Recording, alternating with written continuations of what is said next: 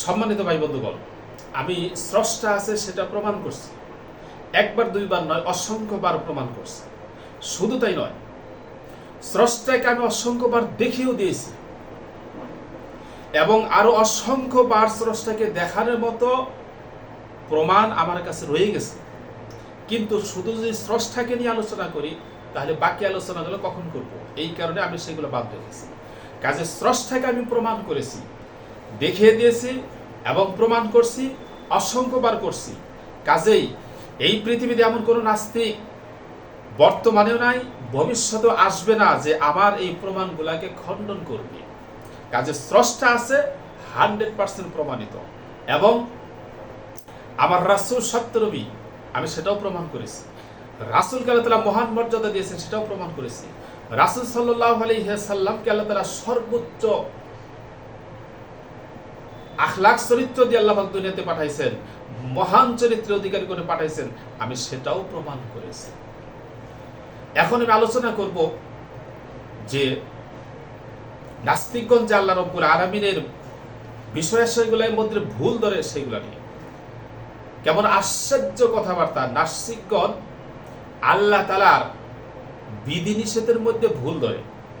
আল্লাহ তাআলা এইটা হুকুম করছেন, এইটা করতে বলছেন, এই বিধান আরোপ করছেন, এইটা করছেন, এগুলো ঠিক হয় নাই। যেমন আল্লাহ তাআলা ভাইয়ের সম্পত্তি পাইছে 2 ভাগ, বাবার সম্পত্তি, আর বইনের দিছে 1 ভাগ। কয়টা ঠিক হয় নাই, এখানে বৈষম্য হয়ে গেছে। তারপরে নারীদেরকে পর্দা করতে বলছে, কয়টা ঠিক হয় নাই, নারীরা কেন পর্দা করবে। আরেক জায়গায় আল্লাহ পাক নারীদেরকে মৃদু প্রহার করার জন্য হুকুম করছেন। এর আগে 2-3টি বিধান আল্লাহ পাক বলছেন, 2-3টি অপশন আল্লাহ পাক দিয়েছে, সেইগুলোর পরে বলতেছেন যদি তারা না মানে তাহলে তাদেরকে মৃদু প্রহার করো। সেটাও আল্লাহ তাআলা ভুল করছেন। এরকম প্রতিটি কর্মে আল্লাহ তাআলা ভুল করছে নাস্তিকদের কথা। এখন তারা এমন ভাবে বলে, টাস করে বলে ফেলে এটা আল্লাহ তাআলা ভুল করছে। তাহলে বোঝা যায় যে আল্লাহ তাআলার ওই নাস্তিকের কাছ থেকে পরামর্শ নিয়ে এই কাজগুলো করা লাগছে। আল্লাহ তাআলা যে নিজের গুণে করছেন এটা একটা ঠিক হয় নাই, তার কাছ থেকে পরামর্শ নেওয়া লাগছিল। এখন আমি বলবো যে নাস্তিক ভাই, তোমার কাছ থেকে আল্লাহ তাআলার পরামর্শটা নেবেন কিভাবে? তার কারণ নাস্তিক যারা আছে তোমরা, তোমাদের মধ্যেই তো একমত নাই, একজন এক এক মত দিতেছ। আল্লাহ তাআলা কোন নাস্তিকের কাছ থেকে পরামর্শটা নেবে? যেমন এক নাস্তিক বলতেছে মানুষ বানর থেকে আসছে, হারেস। আরেক নাস্তিক বলতেছে না, এই কথাটা ঠিক নয়, আসিফ মহিউদ্দিন। তাহলে কার কাছ থেকে পরামর্শ নেব? তোমরাই তো ঠিক না, তোমরাই তো তোমাদের মধ্যে মতানৈক্য। আর এমন ভাবে বলে মনে হয় যে আল্লাহ তাআলা ওর খালাতো ভাই, না হয় মামতো ভাই, না হয় চাচতো ভাই, না হয় আপন ছোট ভাই। এমন ভাবে আল্লাহ তাআলাকে ভুল ধরে।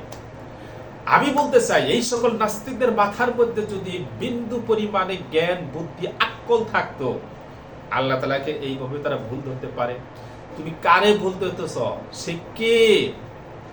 তুমি তাকে চিনো?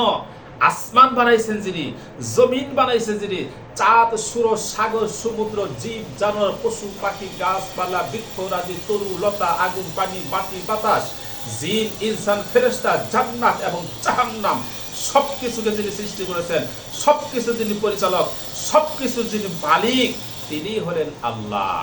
আর তিনি সবকিছু একচ্ছত্র অধিপতি। আর তিনি সৃষ্টি করে, তিনি মালিক হয়ে, তিনি পরিচালনা করতেছেন। আর তুমি তার কাজের মধ্যে তুমি ভুল ধরো। তোমার মতো নিকৃষ্ট নরাদম, জাহান্নামের কীট, আমার ভাইরা পায়খানার যে পোকা আছে, তুমি ওটার চাইতেও খারাপ। কোন তালে আছো? মাথার ভিতরে কিছু আছে? বিবেক বলতে কিছু আছে? কারে ভুল ধরো? আসেন আমি নাস্তিকদের একটি একটি ভুল নিয়ে আলোচনা করবো, তারা যে ভুলগুলো আল্লাহ তাআলাকে ধরে।